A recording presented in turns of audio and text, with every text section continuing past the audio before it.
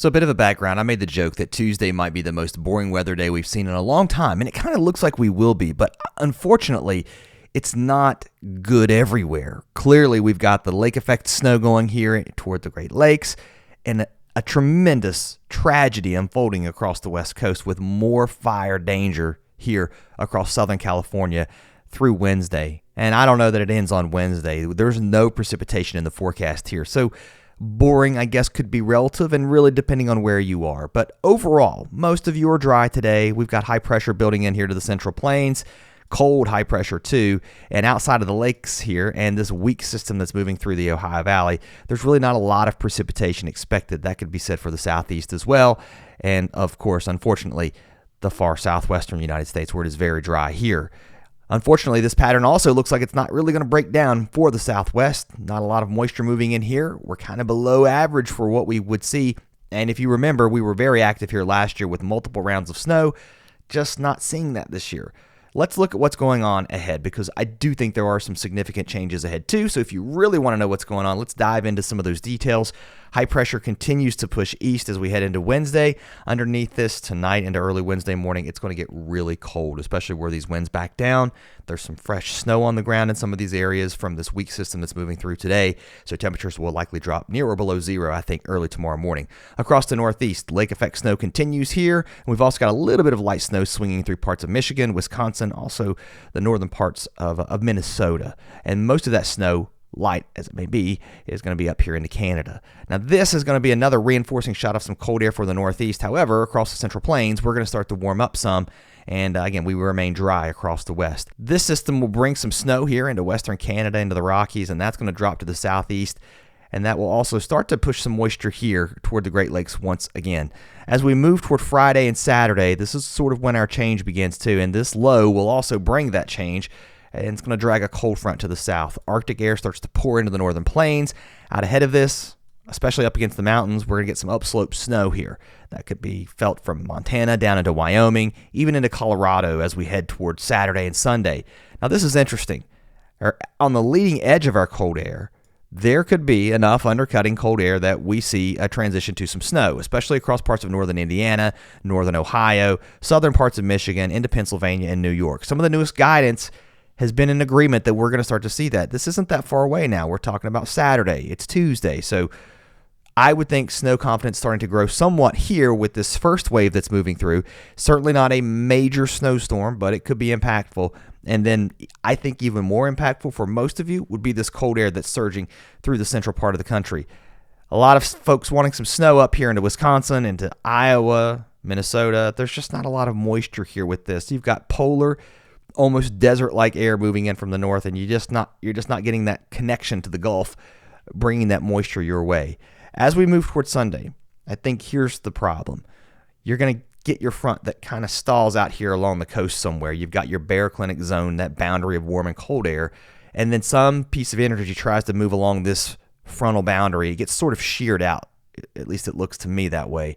And with this type of setup, it's really hard to get a snowstorm. However, some of the guidance, including the European now, has started to lean more towards the possibility of some snow along the northeast corridor.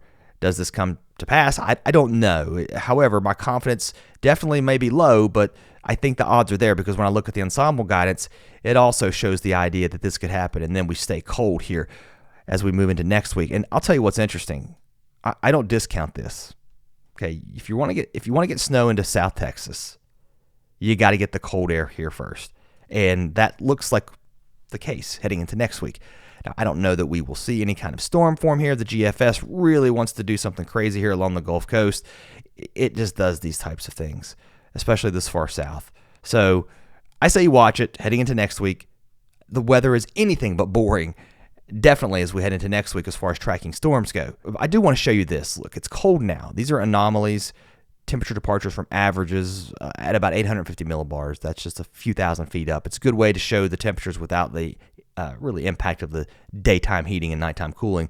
But look at this bowl of cold air that just builds south next week, way below average, and it's going to be quite miserable in some areas. And again, with that comes the chance for some snow. This right here is a map showing probabilities of more than 1 inch of snow. As you get the elevation rise into western Kansas, western Nebraska up into Colorado and Wyoming, there's going to be some snow. This is the potential of seeing more than an inch of snow again across South Texas. Look how this is increasing. This is the ensemble guidance. It uses more than 51 members. It gives you the average, and this is based on that average. You're seeing about a 20 to 30% chance of some snow here across South Texas. It's low, but it's there. It's certainly not there this week.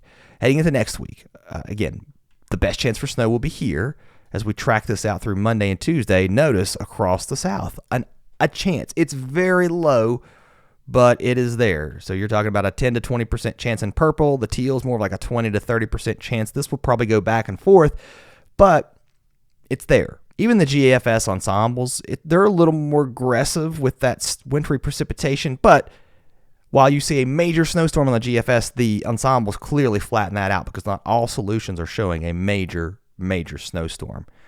A little bit further to the north and east, what about this snow chance here? Well, again, I think back towards Ohio as we move toward the weekend with that first shot of cold air, we'll see some snow, but this would be the chance of seeing that snow early next week.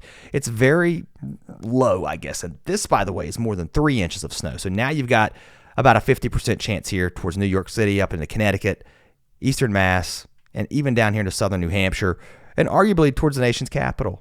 So maybe snow here as we get towards Inauguration Day. And then as we move toward next week, snow chances across the Carolinas, not zero, but not extreme. A closer look at the weather across the southeast. There will be some light snow to your north, moving through Ohio, West Virginia, Pennsylvania, but we're quiet here across the deep south. Lake effect snow will be heavy at times, still a foot or more downwind of the Great Lakes. That will continue through Wednesday and even into Thursday. And another reinforcing shot of some cold air moves in heading into Friday here for the Northeast, although temperatures back here start to warm up. As far as snow accumulation goes, especially around the lakes, a little bit today, also with this weak system that's really pushing through the Midwest toward the Mid-Atlantic. An inch or two possible. Some of this is already fallen the further west you go. And then downwind of the lakes, that snow just continues to pile up.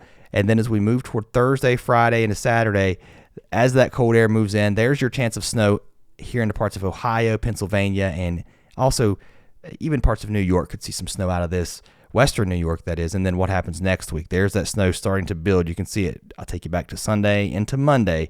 You're seeing your numbers go up a little bit here along the coast. Let's wait and see how all this shakes out into the Northeast a little bit closer. There's the lake effect. There we go through Sunday and then into Monday. So the jury's still out in my book. Here's a look at temperatures across the east, down into the south. A cold night tonight. I want to show you this. Way below zero, I think, in some areas. Underneath cold high pressure with that new snowpack. So temperature is likely going to be dropping here. Across the central plains, high pressure in control. Beautiful weather here. Sunshine. A little chilly, though, for sure, as that Arctic air builds in. But as it moves to your east, you get return flow out of the south. So temperatures here, especially into the plains, will be on the way up. We'll see our numbers really start to rise. Not a lot of snow here. The next chance for snow really holding off, at least heavier snow until the weekend. And that moves again right down the face of the Rockies. Temperatures today, not bad across Texas. We're back above freezing in many areas of Oklahoma, too.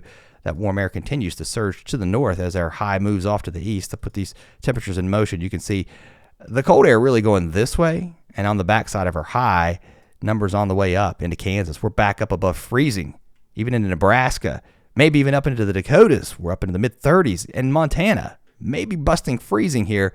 It's definitely not going to last for too long, but enjoy it while it lasts, though. If you're hoping for a bit of a thaw, maybe some of that snow melting. The model's picking up on it. It may be a little bit warmer here just because I think we will likely overcome some of that cold air at the surface just being created by that snow that's still on the ground across parts of Kansas.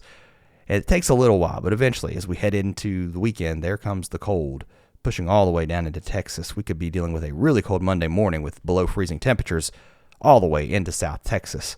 We've talked some about the West, high pressure, keeping things, unfortunately, again, dry here. I'm telling you, when you get an El Nino year and you bring that storm track into California, into the Pacific Northwest, you just get lots of precipitation, also into the Four Corners states, but not a lot expected now. We may see some snow into Colorado and New Mexico with that cold Arctic air. And some of the models, by the way, long range, try to push some cold air here into the West a little bit more.